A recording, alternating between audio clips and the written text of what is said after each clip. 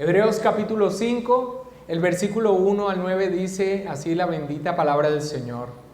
Porque todo sumo sacerdote tomado de entre los hombres es constituido a favor de los hombres en lo que a Dios se refiere, para que presente ofrendas y sacrificios por los pecados, para que se muestre paciente con los ignorantes y extraviados, puesto que Él también está rodeado de debilidad.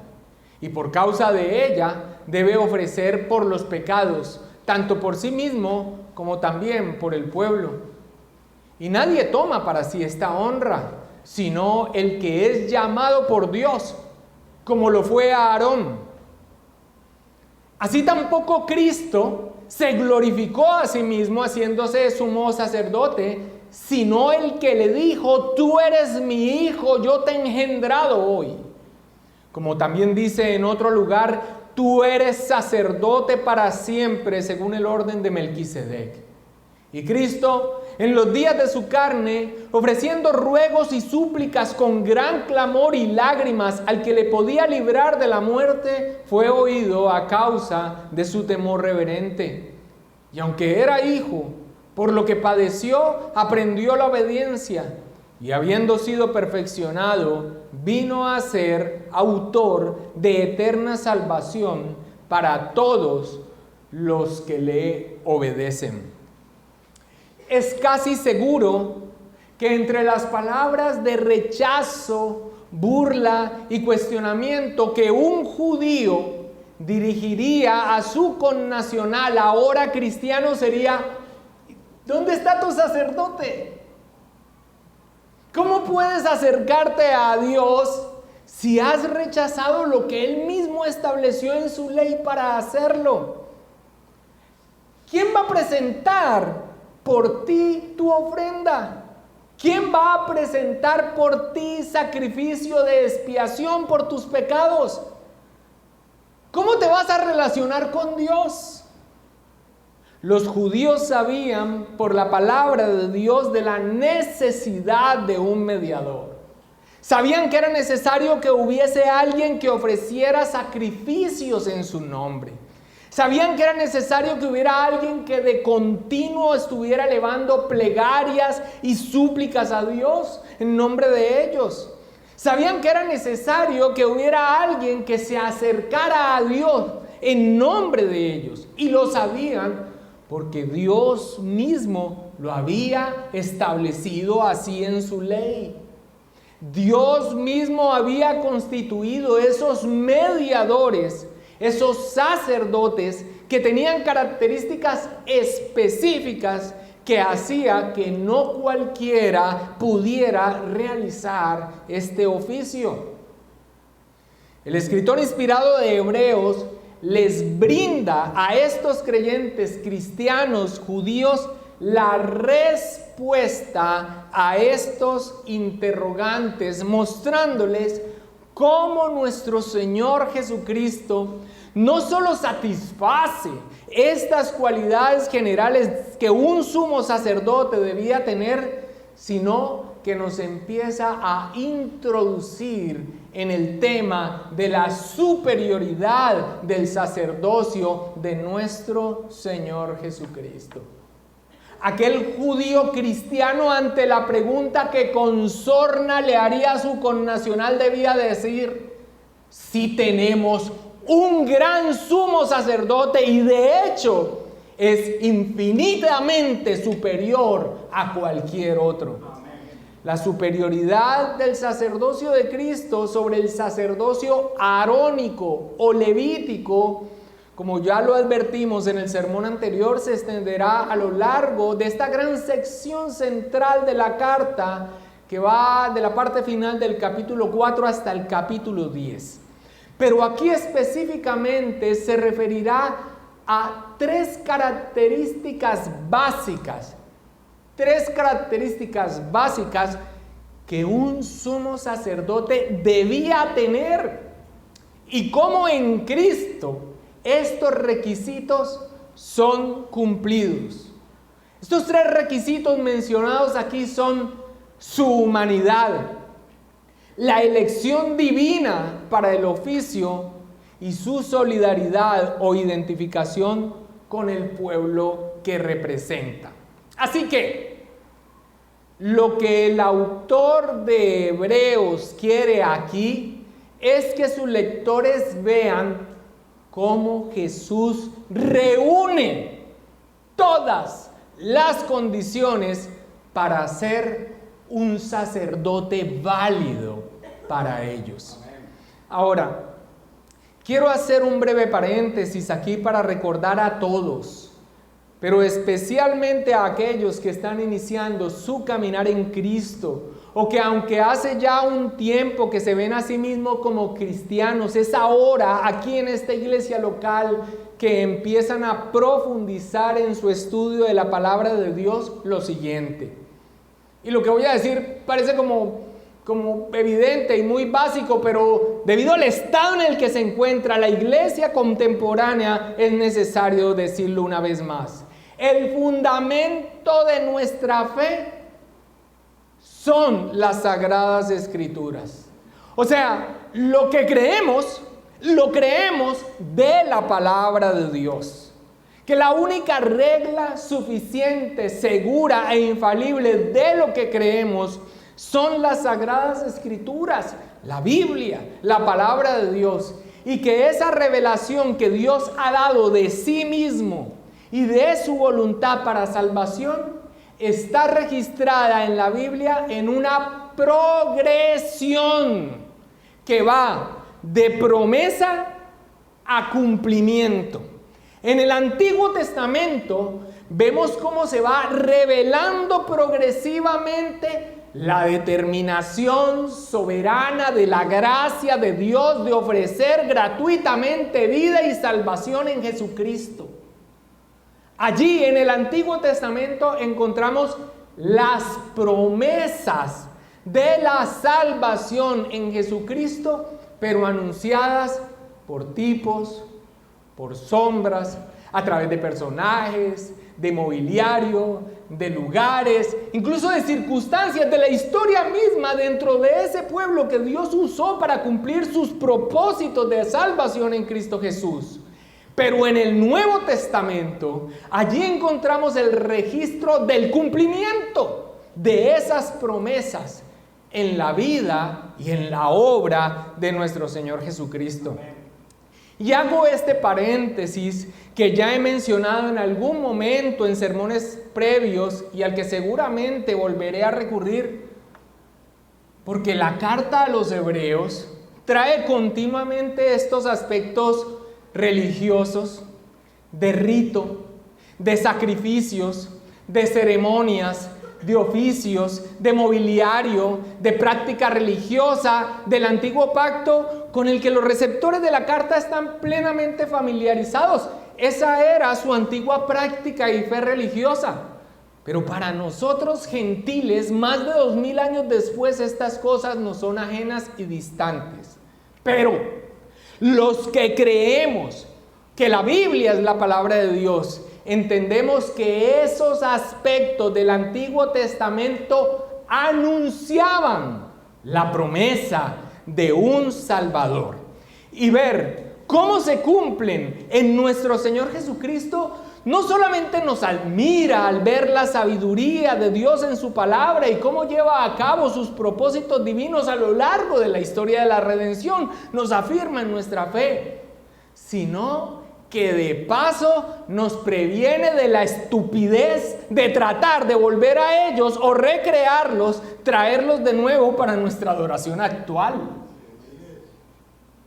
Son importantes porque ellos anunciaban al Salvador y su obra, y ver cómo todas las promesas de Dios dadas en el Antiguo Testamento son en Él, en Cristo sí y en Él amén. Eso nos afirma fuertemente en nuestra fe. Y este paréntesis, hermanos, considero que es importante porque, como bien lo registra George Guthrie en su comentario sobre esta carta a los Hebreos, es fácil imaginarse a una impasible y secularizada empresaria sentada con ojos vidriosos en una reunión de la iglesia, donde el predicador expone este pasaje mientras se deleita en los pormenores de la adoración veterotestamentaria. Ella no sabe si se siente anonadada por su absoluta ignorancia al respecto, o por el evidente conocimiento del tema que exhibe el ministro. Pero probablemente no volverá a otra reunión si el predicador no la ayuda a ver la enorme importancia que tiene este texto para su vida. Cuando nosotros vemos entonces estos aspectos del Antiguo Testamento y no vemos que en ellos se anuncia por promesa al bendito Salvador, los vemos como curiosidades de una práctica religiosa de tiempo atrás que nada tiene que ver con nosotros, o lo que es peor y más ridículo, tratamos de recrearlos en el día de hoy, cosa que estamos viendo en la torpeza vergonzosa del judío mesianismo. Lo que encontramos en este texto no son curiosidades de práctica religiosa antiquísima que nada tiene que ver con nosotros, ni tampoco instrucciones para que las traigamos a la práctica y las recreemos hoy en día. Es la evidencia de que en Jesucristo tenemos el cumplimiento de las promesas de un mediador, un sacerdote que ofrece por los suyos un sacrificio perfecto para el perdón de los pecados y que intercede continuamente a nuestro favor. No sé si por la providencia del Señor aquí está esa empresaria con ojos vidriosos que espero que dejen estar, o tal vez la ama de casa, o el trabajador, o el empresario. Cuando se nos mencionan estos aspectos del Antiguo Testamento, se nos está hablando de las promesas de un Salvador, y verlos cumplidos en Cristo Jesús es lo más relevante para nuestra vida. Amén. Veamos entonces estas tres características básicas que un sumo sacerdote debía tener, y cómo en Cristo estos requisitos son cumplidos. Punto número 1, primera característica, su humanidad. Debía ser un hombre. Versículo 1. Porque todo sumo sacerdote tomado entre los hombres es constituido a favor de los hombres en lo que a Dios se refiere. Dice, tomado de entre los hombres y a favor de los hombres. El sacerdote debía ser un representante válido de aquellos que representa. Debía ser un hombre. No podía ser otra criatura moral como los ángeles, pues no estaríamos representados en ella. Debía ser un hombre para que además de que nos representara, como lo vamos a ver más adelante, también se identificara con nuestra necesidad. Recordemos, amados hermanos, que estos oficios sagrados que nosotros vemos en el Antiguo Testamento, rey, sacerdote y profeta, cumplen una labor de mediación en la relación con Dios, pero allí realmente se anunciaba por promesa la obra de Cristo. Calvino, hablando entonces de la necesidad de tener un representante adecuado, y hablando aún de que era necesario que el Hijo Eterno, Dios mismo, la segunda persona de la Trinidad, se hiciese hombre para nuestra redención, se refiere a esta necesidad de un representante válido. O sea, que el sumo sacerdote como mediador y como nuestro representante fuese un hombre. Calvino dice, era necesario que Cristo se hiciera un hombre real. Pues al estar separados de Dios, de cierta forma estamos delante de Él en la persona del sacerdote, lo cual no sería posible si no fuese uno de nosotros. Debía ser entonces un hombre. El establecimiento por parte de Dios de ese sumo sacerdocio, nosotros lo encontramos en los capítulos 28 y 29 del libro de Éxodo. Allí vemos que Dios da instrucciones a Moisés con respecto a Aarón y a sus hijos para esa labor del sumo sacerdocio. Y también vemos en Levítico 8, ya cuando se lleva a cabo esa consagración de Aarón y de sus hijos para ese oficio, esa labor de mediador en nuestra representación delante de Dios. Debía ser un hombre, primera característica.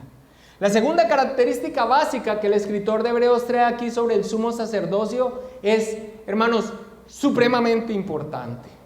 Y es que este oficio fue asignado por Dios específicamente para unos en particular. Punto número 2, la segunda característica que debía cumplir un sumo sacerdote, su elección divina para el oficio. Tenía que ser escogido por Dios. Leamos una vez más desde el principio el versículo 1. Porque todo sumo sacerdote tomado de entre los hombres es que constituido a favor de los hombres en lo que a Dios se refiere. Nueva Versión Internacional traduce ese es constituido como es escogido. Otras versiones traducen elegido y algunas Biblias en inglés traducen ordenado. En otras palabras, el oficio de sumo sacerdote no es un oficio que se pudiera escoger porque alguien hubiera querido. Siento un llamado interno al sacerdocio. No era por una inclinación interna con respecto a ese llamado. Por eso el versículo 4 dice: y nadie toma para sí esta honra, sino el que es llamado por Dios, como lo fue Aarón.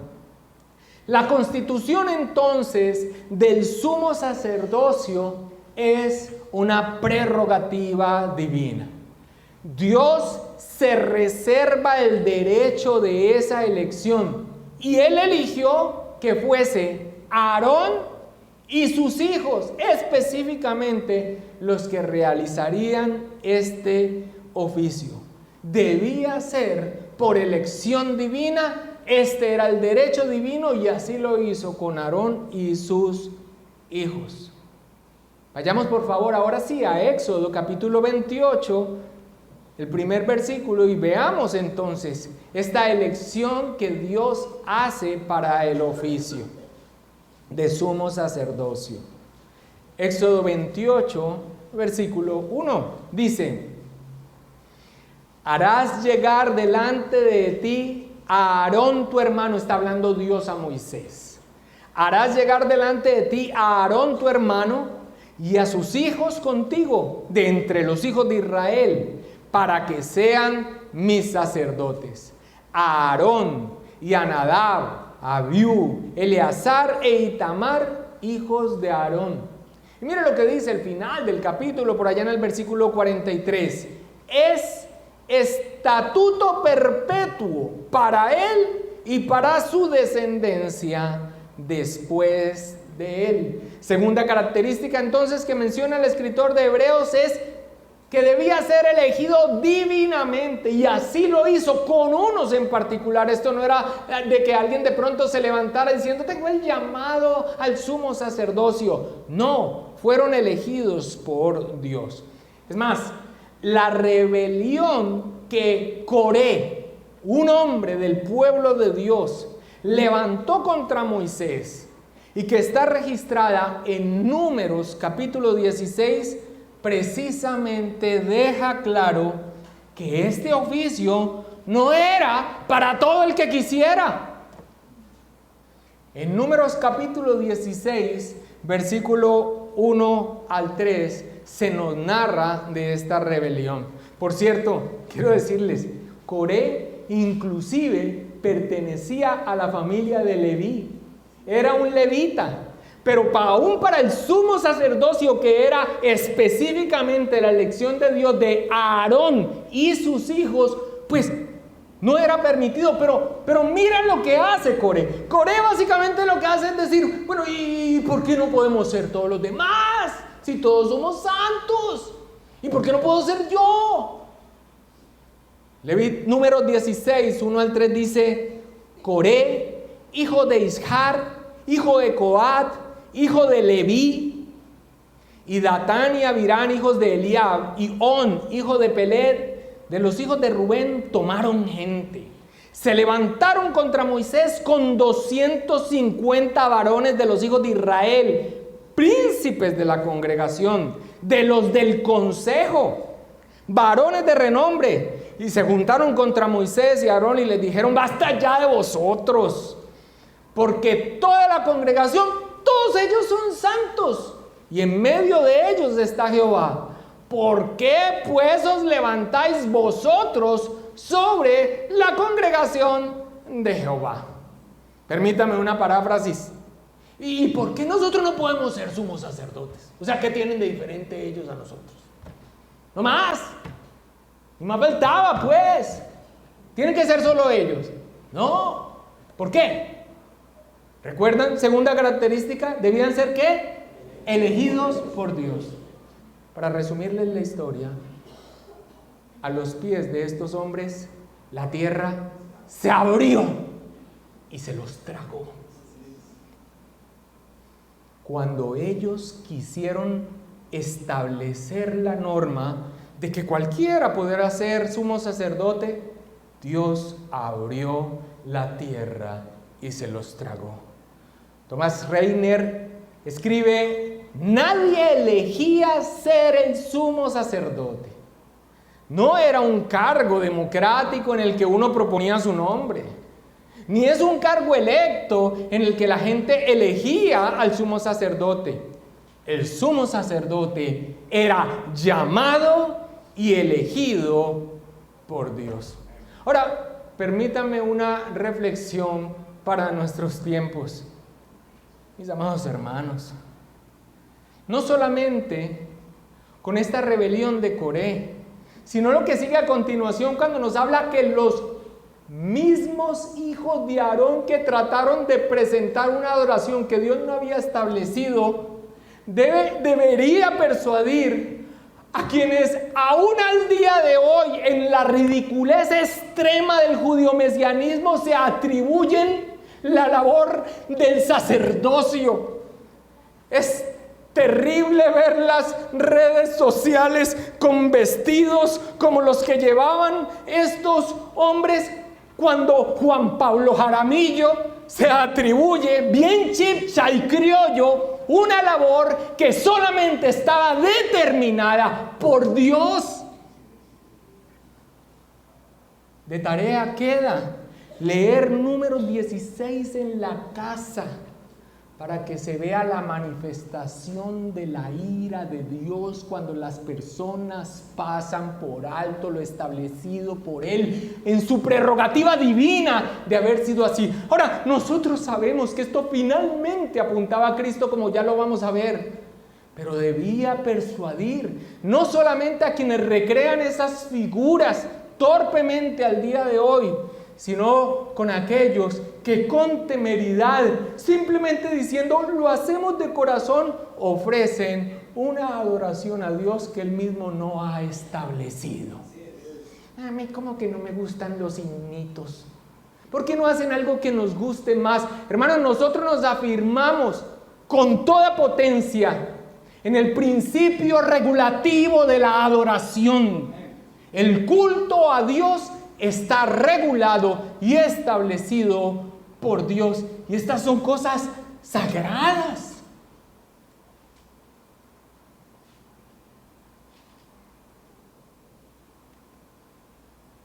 Cuando ellos quisieron establecer la norma a su propio parecer, recibieron el justo juicio de Dios de una manera terrible. Y allí no paró el juicio.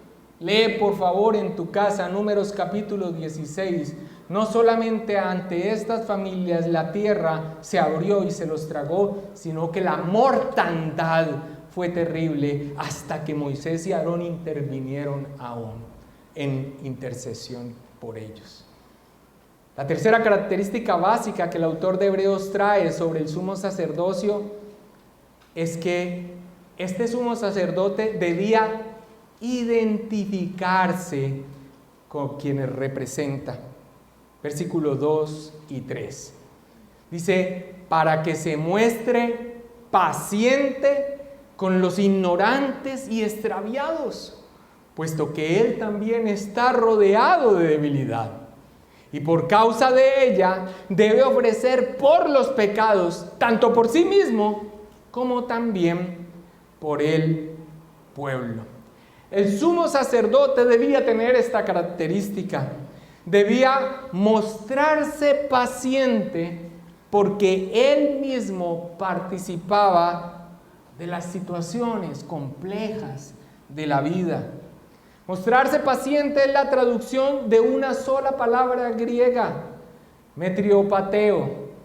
Y decíamos en el primer culto de que nos deteníamos en estas expresiones y el significado profundo de estas palabras en el idioma original, mis amados hermanos, porque nosotros no solamente creemos en la inspiración plenaria de las Escrituras, o sea que toda la Biblia es la palabra de Dios, sino que también creemos firmemente en la inspiración verbal, que cada una de las palabras que están allí es por designio de Dios. Así que vienen de la mente de Dios y están establecidas allí. Es su revelación de sí mismo y de su voluntad para salvación. Mostrarse paciente. Metriopateo. Metrio es fácil para nosotros. Metrio significa centro o moderado, mientras que pateo es sentir. En otras palabras, el sumo sacerdote debía tener un sentir moderado, paciente frente al mal, sin pasarlo por alto, comprensivo, pero no indulgente. F.F. Bruce dice que se muestre paciente denota en general la posición media deseable entre la indiferencia y el sentimentalismo fastidioso. En conclusión, alguien que se puede identificar completamente con la persona que está en problemas sin perder su perspectiva y su juicio. Mostrarse paciente, identificarse con quienes se representan. Esta era una característica del sumo sacerdote. Y debía mostrarse paciente con los ignorantes y extraviados. Eso dice nuestro texto. O sea, aquellos que pequen porque sucumben ante su falta de firmeza moral por su humanidad caída. Números capítulo 15, versículo 28, vemos que así se instruye.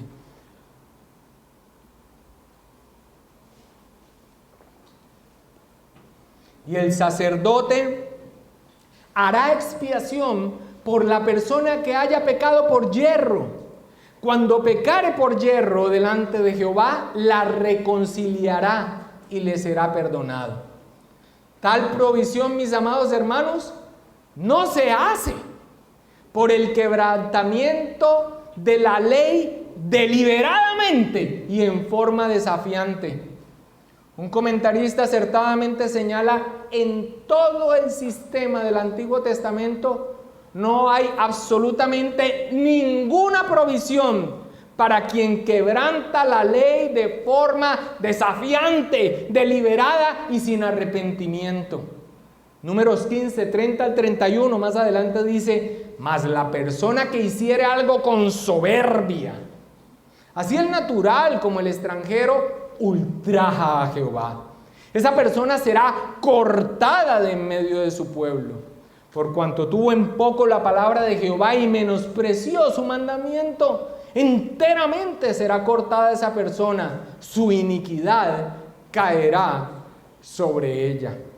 Tercera característica entonces, identificarse con quienes representa, mostrándose paciente, teniendo un sentir moderado, teniendo entonces una afinidad porque él mismo trasiega en la vida con esta debilidad, pero sin perder su perspectiva y su juicio. Pero esto no para todos.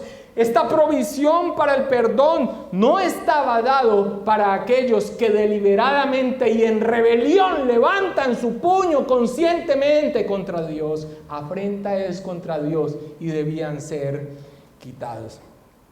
Estas entonces son tres características básicas que un judío promedio sabía por la ley que un sumo sacerdote debía tener.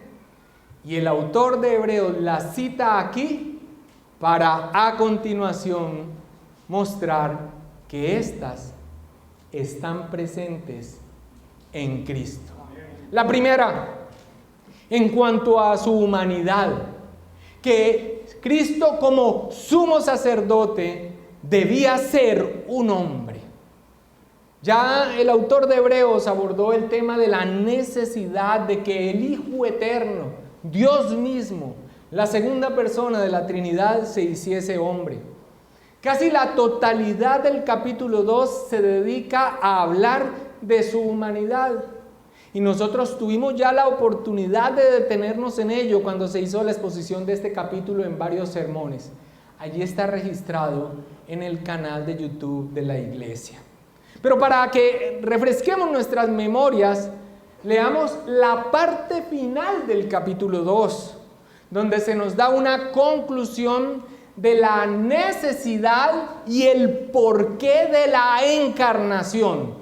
O sea, de que el Hijo Eterno se hiciera hombre. Primer requisito entonces, en cuanto a su humanidad, debía ser un hombre. Hebreos 2, 17 al 18 dice: por lo cual debía ser en todo semejante a sus hermanos, para venir a ser misericordioso y fiel sumo sacerdote en lo que a Dios se refiere. Está hablando de Cristo y sus hermanos se está refiriendo a los que Él representa, que son hombres. Y fiel sumo sacerdote en lo que a Dios se refiere, para expiar los pecados del pueblo. Pues en cuanto Él mismo padeció siendo tentado, es poderoso para socorrer a los que son tentados. Así que en nuestro texto no se hace una alusión extensa a este requisito de la humanidad de nuestro Señor Jesucristo, porque ya se ha hablado de ello. Sin embargo, hay una breve expresión que encontramos aquí en nuestro texto sobre su humanidad. Pero es muy especial, porque no solamente se refiere a su humanidad, sino que a la vez se nos recuerda su deidad, su divinidad, que Él es Dios también. El versículo 7 inicia diciendo: y Cristo en los días de su carne, en una referencia a su ministerio terrenal. Y esta es una referencia a su humanidad, por eso dice en los días de su carne. Pero esto inmediatamente trae a nuestra mente lo que la palabra del Señor enseña, y es que Jesucristo, el Hijo de Dios, es eterno. Él es Dios.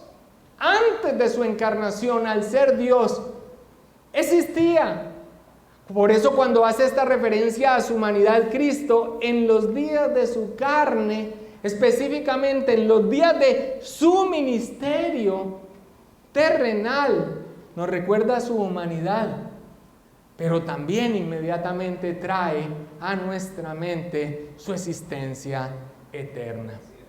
El autor de Hebreos inicia después, o entrando ya a mostrar estas características del sumo sacerdote en Cristo, con tal vez la característica más excluyente, la que no puede ser cumplida por cualquiera.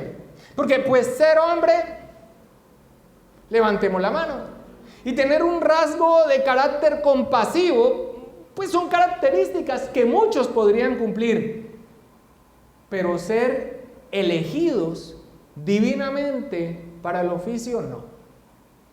Punto número 2, su elección divina para el oficio tenía que ser escogido por Dios. Versículos 5 y 6. Así tampoco Cristo se glorificó a sí mismo haciéndose sumo sacerdote, sino el que le dijo: tú eres mi hijo, yo te he engendrado hoy. Como también dice en otro lugar: tú eres sacerdote para siempre, según el orden de Melquisedec. Estos dos pasajes que cita el escritor de Hebreos para sustentar que el sumo sacerdocio de nuestro Señor Jesucristo es por elección de Dios y no porque se lo atribuyó a sí mismo, eran para cualquier lector judío pasajes que claramente sabían que se refería al Mesías. Aquí está citando el Salmo 2 y está citando el Salmo 110. Específicamente el Salmo 2, versículo 7 y el Salmo 110, versículo 4. Ser sumo sacerdote no fue algo que se atribuyó nuestro Señor. Fue aquel que dijo: tú eres mi hijo, yo te he engendrado hoy, el que lo constituyó, el que lo eligió para ese oficio, o sea, Dios mismo. Recordemos que esta expresión del Salmo 2, tú eres mi hijo, yo te he engendrado hoy, se da en ese Salmo 2, que es un salmo mesiánico, que nos habla de la entronización del Mesías en medio de la oposición de las naciones. Y esta expresión, tú eres mi hijo, yo te he engendrado hoy, que nos habla ese salmo, que nos habla de un ascenso al trono de el Mesías o el ungido, el Cristo que esperaban, el Salvador, el Rey, es entendido por los apóstoles desde el principio como cumplida en Cristo. ¿Cuándo? En su resurrección. Cuando resucita, cuando es exaltado en gloria y cuando es introducido a una posición exaltada en su trono afirmado para siempre de un reino estable eternamente. Cuando el escritor de Hebreos dice: así tampoco Cristo se glorificó a sí mismo haciéndose sumo sacerdote, sino el que le dijo: tú eres mi hijo, yo te he engendrado hoy, está citando este Salmo 2 en este contexto. Es la declaración pública de Dios. Es la declaración pública de Dios mediante la resurrección del Hijo, de su estado de exaltación en autoridad sobre un trono afirmado para siempre de un reino estable eternamente. Dios mismo es el que declara mediante la resurrección del Hijo su estado de exaltación en autoridad sobre un trono afirmado para siempre, de un reino estable eternamente. El desarrollo de esta expresión y cómo fue entendido por los apóstoles como el cumplimiento en Cristo Jesús de su entronización, cumplida su obra y ascendido a la diestra de la majestad en autoridad, esperando a que sus enemigos sean puestos por estrados de sus pies para su regreso, fue expuesta tiempo atrás cuando se expuso Hebreos capítulo 1 y está registrado en el canal de YouTube de la iglesia. Ve hasta allá para profundizar o recuérdalo allí. Pero ¿sabes qué es lo importante de esto?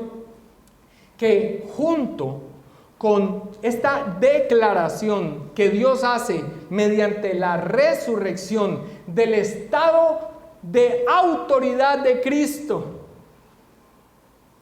o sea, de la declaración de Dios con respecto a Cristo, de su oficio real como rey, también trae la declaración de su elección, la de Dios bajo juramento de que Él también cumpliría el oficio de sumo sacerdote.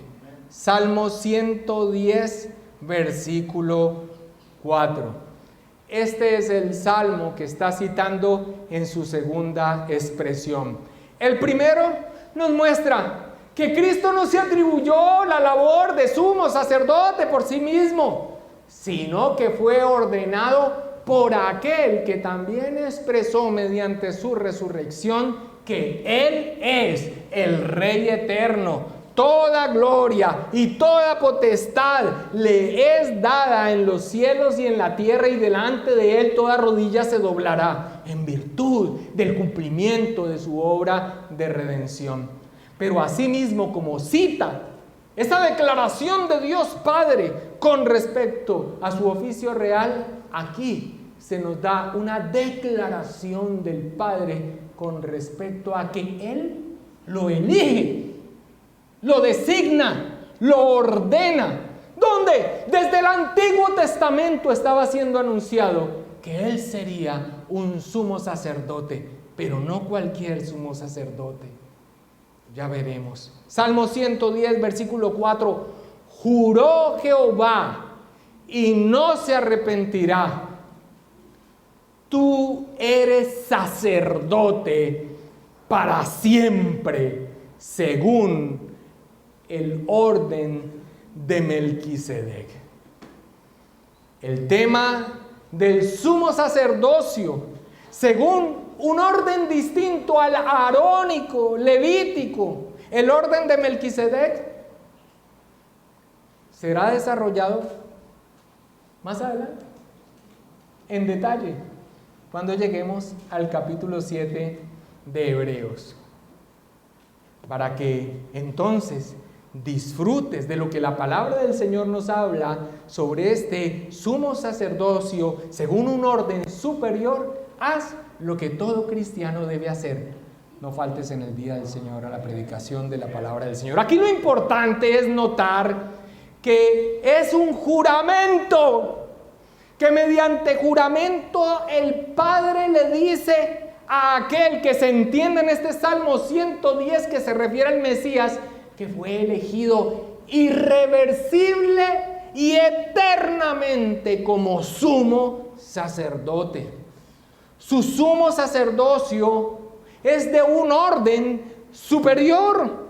De allí que aunque el Señor Jesucristo no es de la casa de Leví, ni de la línea de Aarón, ¿cuál es la casa de descendencia del Señor Jesucristo? Judá. Y esa sí daba perfectamente en cuanto a ¿qué?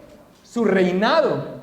Oh, mis amados hermanos, pero aquí se cumple esta característica no porque sea de la casa de Aarón, no porque sea uno de los hijos de la línea de Aarón, no, sino porque se anunciaba en el Antiguo Testamento un orden de sumo sacerdocio superior. Por eso el Señor Jesucristo se ha expresado aquí de Él en cuanto a este oficio, no solamente que es el sumo sacerdote, sino que es el gran sumo sacerdote. Entonces, ¿quién eligió como sumo sacerdote al Mesías?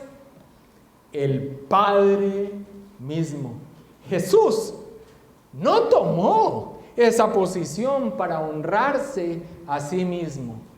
Respondió Jesús: si yo me glorifico a mí mismo, mi gloria nada es. Mi Padre es el que me glorifica, el que vosotros decís que es vuestro Dios. Registra Juan capítulo 8 versículo 54 las palabras del Señor Jesús. Segunda característica, debía ser elegido divinamente en Cristo se cumple de una manera superior, en un orden superior. Y tercera característica, identificarse con quienes representa. Versículo 7. Y Cristo, en los días de su carne, ofreciendo ruegos y súplicas con gran clamor y lágrimas al que le podía librar de la muerte, fue oído a causa de su temor reverente, y aunque era hijo, por lo que padeció, aprendió la obediencia. Aquí este texto nos está diciendo que el Señor Jesucristo, durante su ministerio terrenal, ofreció con ruegos, súplicas, clamor y lágrimas al que le podría librar de la muerte. Pero esto no es que Él esperaba que fuese librado de su sacrificio en la cruz. Juan 12:27 dice: ahora todo mi ser está angustiado. ¿Y acaso voy a decir, Padre, sálvame de este trance? Si precisamente para este trance he venido. Al que le podría librar de la muerte, no es que esperaba que fuera librado de su sacrificio en la cruz, sino que ofrecía ruegos y súplicas con gran clamor al que le sacaría de la muerte. Una traducción más precisa es que el que levanta este clamor, lo levanta al que podía sacarlo de la muerte. O sea, no pedía evitar la cruz, esa era su misión, sino que pedía recibir la certeza de la resurrección, la aceptación del Padre de su obra como gran sumo sacerdote que ofrece un sacrificio por ti, por mí, por la señora que espero que ya no tenga los ojos vidriosos a este momento de la predicación de la palabra del Señor,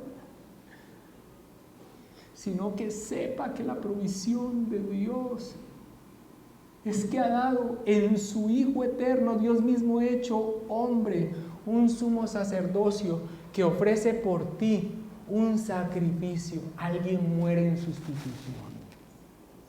¿Quién? ¿Cuál es la víctima digna? Él mismo, el sumo sacerdote, y también el sacrificio en sustitución. Él es el cordero que quita el pecado del mundo. Y los animales, y la sangre de los animales, el escritor de Hebreos nos dirá que esa sangre de los animales no quita el pecado. Entonces, la anuncia el sacrificio perfecto y el oficio del sumo sacerdote.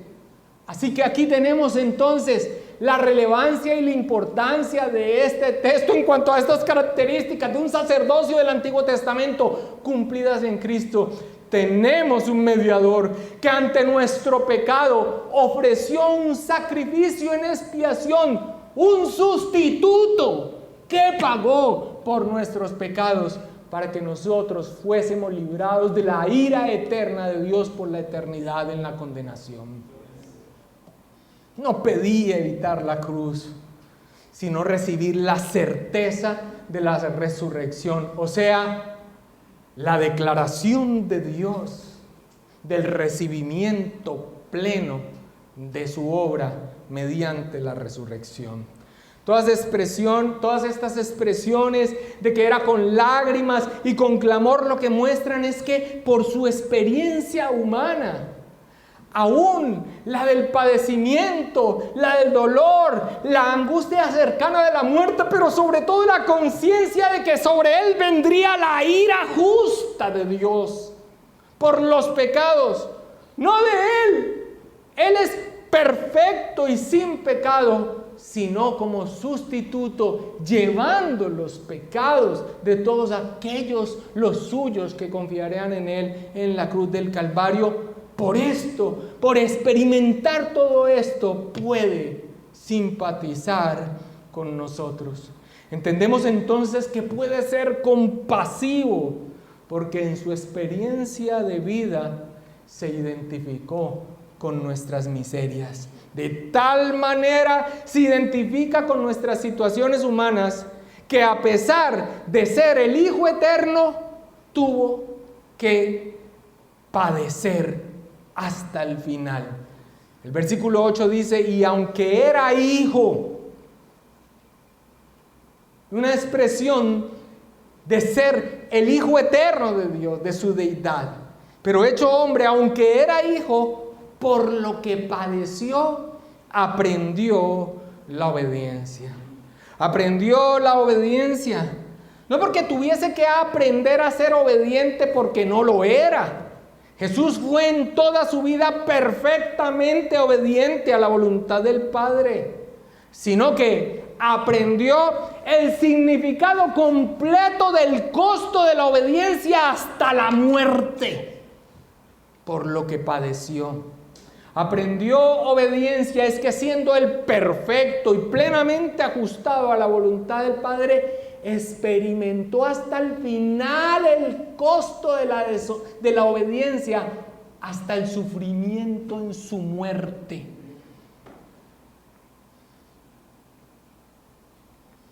Y allí,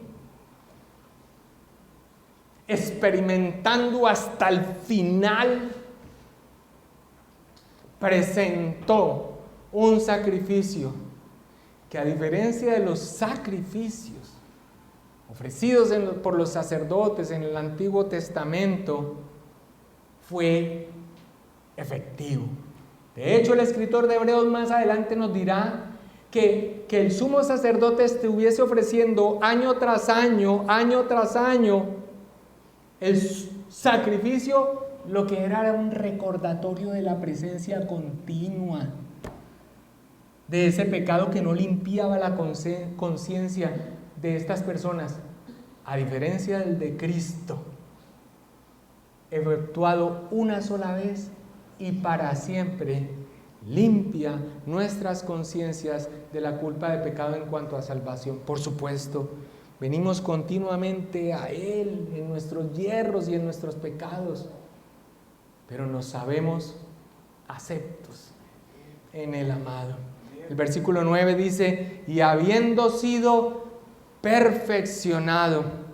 Habiendo sido perfeccionado significa que habiendo cumplido con toda la madurez, todo hasta el final, su obra vino a ser, o sea, habiendo cumplido plenamente ese perfeccionado, usted encontrará la madurez y lo completo del significado dentro de las expresiones del Nuevo Testamento. Habiendo cumplido plenamente su obra, vino a ser autor ¿de qué? Eterna salvación para todos los que le ofrecen, los que le obedecen. Gracias.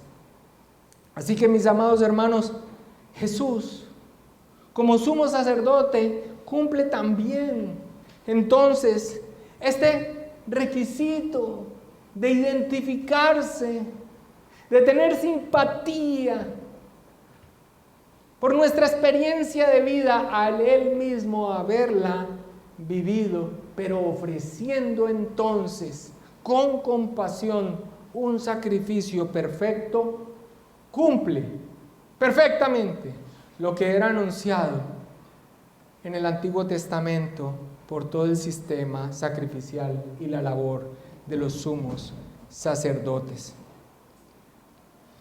La diferencia de este ofrecimiento es que Él no tuvo que ofrecer un sacrificio por sí mismo, porque Él era perfecto, sin pecado.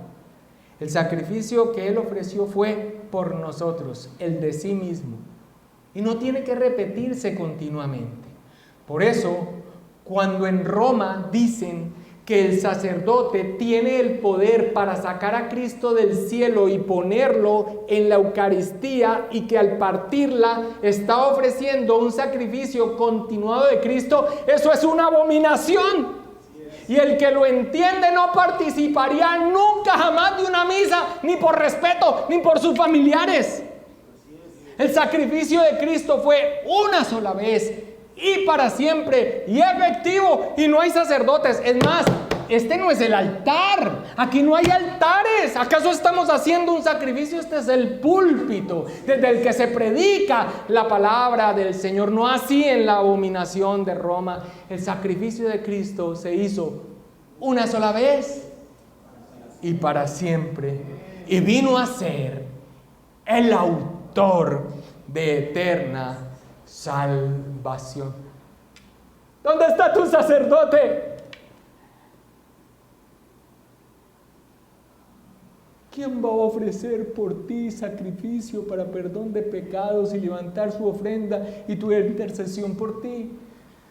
Respondería un hermano judío cristiano en esa época y respondemos nosotros hoy. Lo tenemos. Y el nuestro es un gran sumo sacerdote superior a cualquier otro que haya existido.